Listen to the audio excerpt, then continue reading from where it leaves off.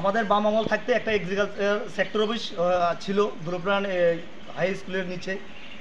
আমরা এগ্রিকালচার অফিসটা কাজ করেছে, এখন পর্যন্ত উদ্বোধন করতে পারেনি। বন জঙ্গল হয়ে একদম নোংরা হয়ে আছে, এখনও যা উদ্বোধন করেনি। আমরা তার জন্য আগেও ডেপুটেশন দিয়েছি, আজকেও আবার পুনরায় দিয়েছি অফিসটা দ্রুত চালু করার জন্য। কারণ যারা 25 বছরের দোহাই দিয়ে বলছে যে 25 বছর বামপন্থী সরকার কিছুই করেনি, যারা বলছে আজকে আমরা যেখানে দাঁড়িয়ে আছি সেটা হচ্ছে একটা আমাদের হলঘর অদূর্তমল্ল বর্মন কমিউনিটি হলঘর আমাদের দুলপ্রাণের, তার মধ্যে আজকে এগ্রিকালচারের সার রেখে আমাদের এই হলঘরটা নষ্ট করে দিচ্ছে।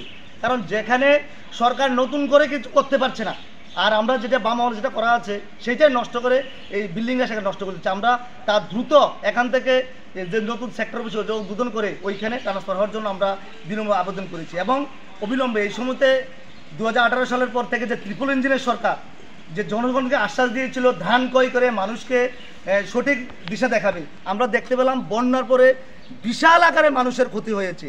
আর সেই বন্যার ফলে মানুষ যখন ধান এই ক্ষেত লাগিয়েছে অনেক টাকা খরচ করে, এখন কিন্তু ধান ঘরের মধ্যে বৃষ্টিতে নষ্ট হচ্ছে, ইঁদুরে খাচ্ছে, এই ধান কিন্তু ক্রয় করছে না। অবিলম্বে ধান সরকার ক্রয় করতে হবে। কৃষি উপকরণ পর্যন্ত সরবরাহ এবং সঠিক বিতরণ করতে হবে। এবং কৃষি উপকরণ সার বীজ ওষুধ কিন্তু যারা প্রাপ্য কৃষক কিন্তু তারা কিন্তু সার বীজ ওষুধ পাচ্ছে না। যারা নেই কিছু বিজেপির পাচারা দালাল আছে, কিন্তু তারা হয়তো দেখা যাচ্ছে তারা সই দিয়ে ওই সারগুলো নিয়ে যাচ্ছে। তার জন্য সঠিকভাবে যাতে সার বীজ ওষুধ প্রদান করা হয় তার জন্য আমরা সেখানে গিয়েছি। এবং কৃষকদের নিয়মিত এই কৃষি প্রশিক্ষণ এবং সহায়তার মাধ্যমে সেখানে তাদেরকে প্রশিক্ষণ দেওয়া, যেটা আমরা বুঝতে চাই যখন আমরা ধান আলু বা কোনো সবজি লাগাই, কোনো যদি রোগ প্রতিরোধ আসে তার জন্য কে প্রশিক্ষণ দেবে? এই দপ্তর থেকে এসে তার কিভাবে কোন ওষুধ দিলে পরে এই বৃদ্ধি পারবে বা ফসল আরও বেশি করে ফলাতে পারবে, সেই পরামর্শ তাদের সঠিক সময় দেওয়া হয় তার জন্য আমরা বলছি। এবং কিছুদিন আগে দেখেছেন বন্যায় বিশাল আকারে বন্যায় ক্ষতিগ্রস্ত হয়েছে অনেক অংশে কৃষক, যারা বাড়ি ঘর ডুবেছে, অনেকে কিন্তু সরকারি সহায়তা পায়নি।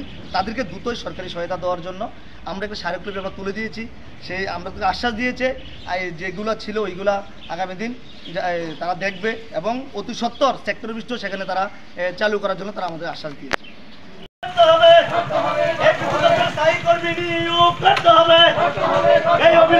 স্মার্ট মিটার বাতিল করতে হবে।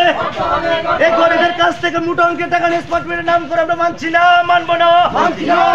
গরিবের কাছ থেকে টাকা আদায় করে আমরা মানছি না, মানবো না। স্মার্ট মিটার বাতিল করতে হবে। স্মার্ট মিটার বাতিল করতে হবে। সময় মতো সার ওষুধ দিচ্ছে হচ্ছে না কেন? জবাব চাই, জবাব দো। এ জবাব তোমায় দিতে হবে, ছাড়তে হবে। সার বীজ ওষুধ নিয়ে দুর্নীতি করা হচ্ছে কার সাথে? জবাব চাই, জবাব দো। এ সার বীজ ওষুধ নিয়ে দুর্নীতি করা হচ্ছে কার সাথে? জবাব চাই, জবাব দো। এ জবাব তোমায় দিতে হবে, এ জবাব তোমায় দিতে হবে।